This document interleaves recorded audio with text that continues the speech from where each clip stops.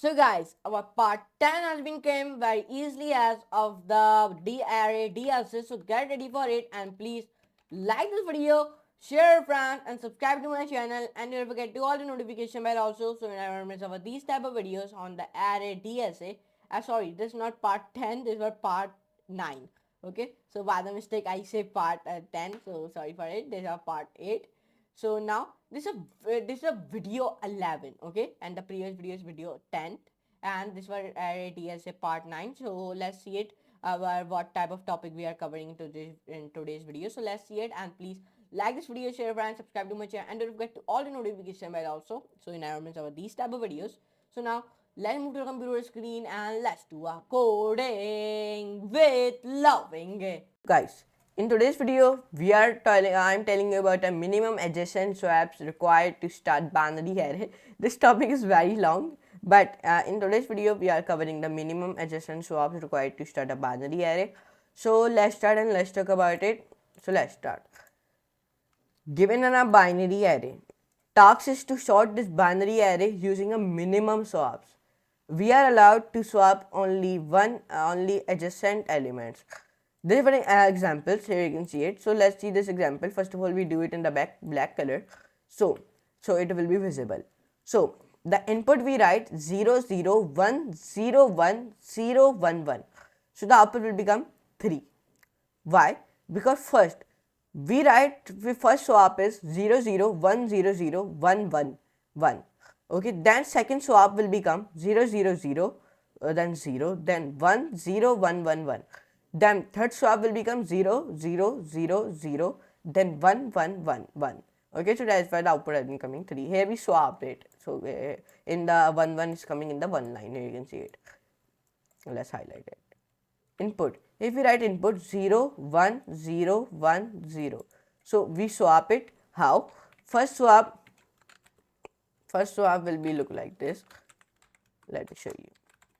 In the first swap, we only want to do it right here 0 0, and then here we write here we write 1 comma 0 comma 0 comma 1. This is called the first swap. And in the second swap, we only want to do it. In the second swap, we do it 0 comma 0 comma 1 comma 0 1. Then in the third swap, we only want to do it. In the third swap, we do like this 0 comma 0 comma 0 comma 1 comma 1. So here you can see it has been swapped. So that's why it is giving the output 3. Recommended. Please try your approach first on the IDE,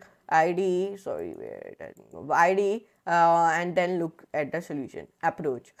This can be done by finding the number of zeros to the right side of every one and add them. In order to sort the array, everyone always has to perform a swap operation with the every zero or its right side. So the total number of swap operations for a particular one in array is the number of zeros on its right hand side.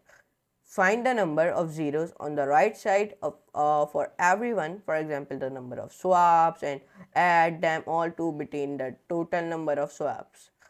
Steps to solve this problem. First, declare an integer array no of zeros of size n and initialize it with zeros using the memset function. Number 2, initialize a variable count to keep track of the total number of swaps required. Number 3, initialize another variable I to traverse the array from the end. Number 4, calculate the number of zeros on the right side of every one and store it in the no of zeros array. This is done using a loop which starts from the second last element of the input array and goes till the first element for every iteration. The value of no of zeros square bracket I is updated with the value of no of zeros square bracket I plus 1. If the current element of the input array is 0, the value of no of 0 square bracket I is incremented. Number 5, a loop is run over the input array to count the total number of swaps required. For every iteration, if the current element of the input array is 1, the value of count is incremented by no of zeros, square bracket I. Number 6. The function returns the value of count, which represents the minimum number of swaps required to make all ones together. Implementation. So here let's implement it, and this is code in our C++. So let's run this code. So first of all, let me copy this code and let's see the output. I think so the output will become 3. Okay, so we open our applet. Like you all know, we are using in the part 8, part 9, we are using a applet to solve the implementation.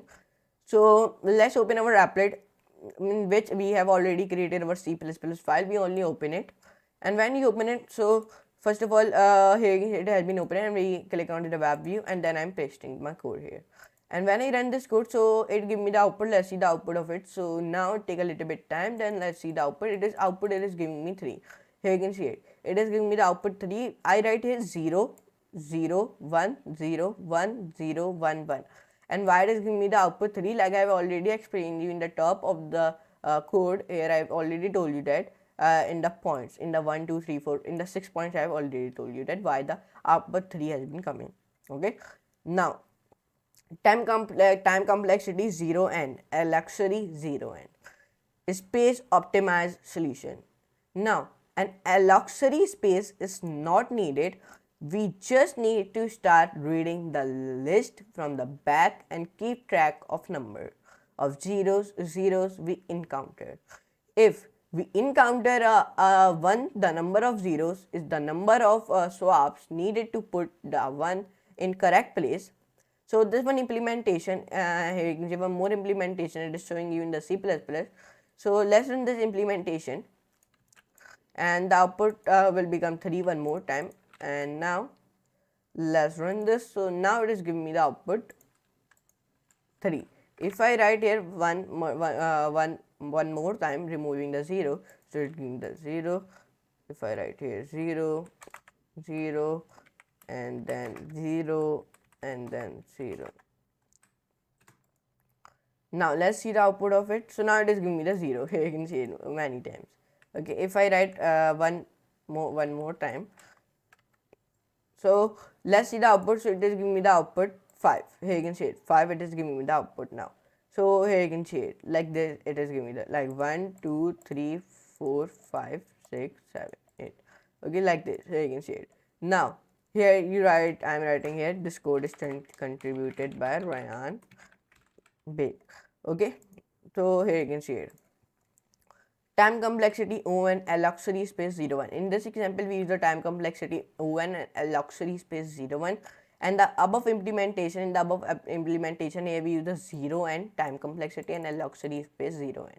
Okay, so here you can see it. In today's video, I told you about what is the minimum adjacent swaps required to sort the binary array. The topic is very big, but the video is smaller. Okay, so get ready for our part 10 of this series, okay, of the array in the data structure algorithm. So get ready for it.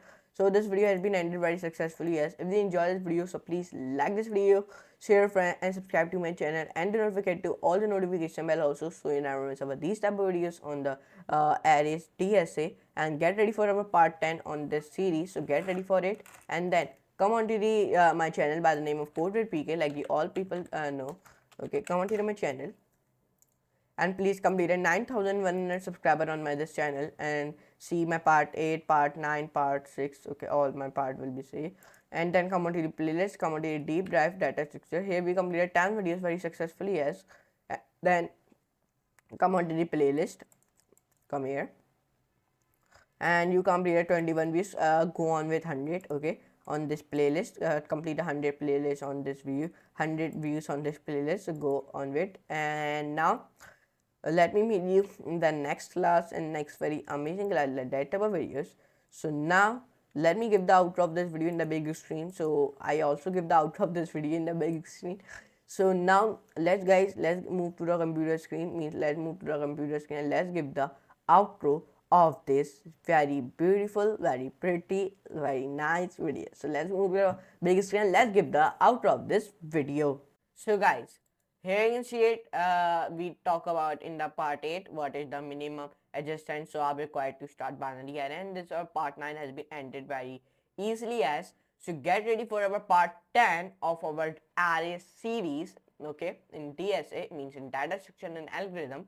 So wait for it, and please like this video, share, and subscribe to my channel, and don't forget to all notification bell also, so you never miss about these type of videos on this channel. So now I meet you next class and next very amazing class like that type of videos. So now for today, goodbye.